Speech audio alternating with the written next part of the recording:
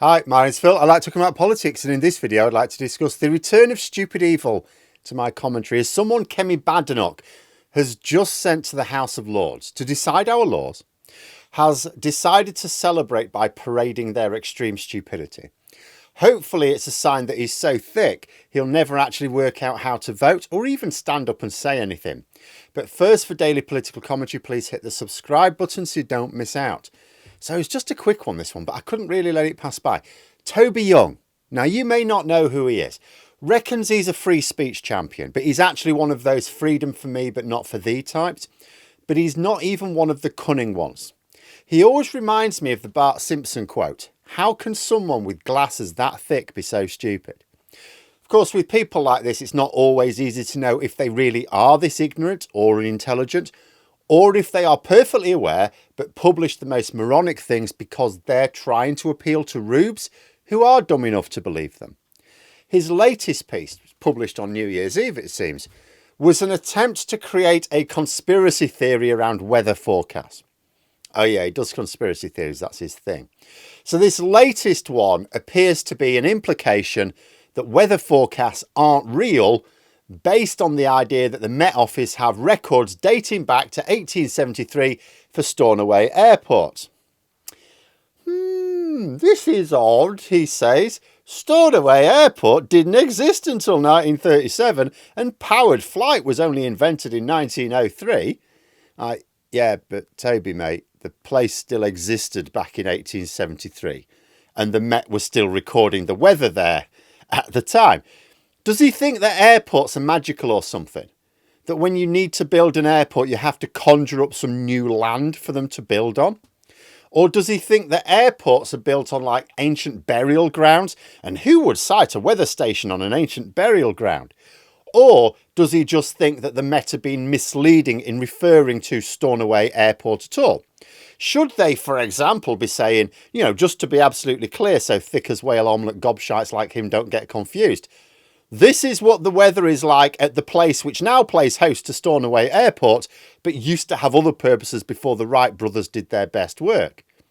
Needless to say, the Twitter community note decided to help him out by explaining that land can predate the things that are currently built on it and that weather existed before aeroplanes. But this is the quality of person that Kemi Badenoch wants to associate with the Conservative Party. Like, the Conservatives are in opposition now. That means that their capacity to pack out the Lords with their cronies has passed to Labour. They have to be a little bit more choosy in who they send to the upper chamber, or so you would think, because Badenoch doesn't have the power to send as many now.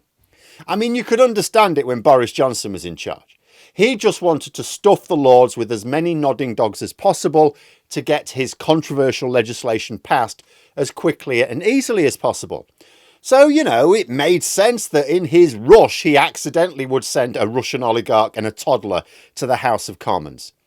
But Kemi Badenoch has elevated a conspiracy theorist who wants you to distrust weather forecasts on the basis that there couldn't possibly have been any weather before aeroplanes were invented.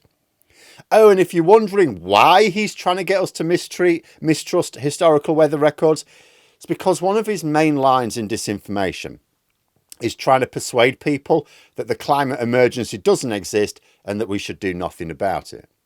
So with this appointment, Badenoch is also saying that she wants her party represented not just with people out of touch and out of public opinion, but who know nothing about climate issues, like you could argue the number one issue that humanity should know about. A clear sign that descending into fantasy and culture wars wasn't what destroyed the Conservatives' credibility in their opinion. No. Apparently, they think they should be even less serious if they are somehow to get back on top in British politics. Still, at least he might not be lowering the IQ of Parliament for too long. The Tories are already gnashing their teeth at Labour's plans with the Lords. Remember, Labour plan to get rid of the unelected chamber altogether and replace it with an elected one. Although for this Parliament, they've started off with a few other things. They're kicking out hereditary peers from the chamber. And one Tory said Labour are only doing it because not many people born to rule in Parliament support Labour, to which you might reasonably ask a couple of questions. First, if the Conservatives are the party of aspiration and ordinary people, why do they think that people should have an automatic right to decide our laws based on the fact they were born into a family that were quite good at killing ordinary people for the king centuries ago? Second, why do the Tories think that people born into wealth and excessive levels of unearned privilege, the very opposite of aspiration, almost exclusively support the Conservatives? Mind you, I will say this for hereditary peers. At least most of them are more suitable than Toby Young, who doesn't seem to realise that weather existed before planes. But there we are. Those are my thoughts. Let me know yours in the comments below. If you've enjoyed the video, please click the like button and subscribe for further content. If you'd like to support the channel further, you can click the join button for memberships. Thanks for listening, and until next time, I'll see you later.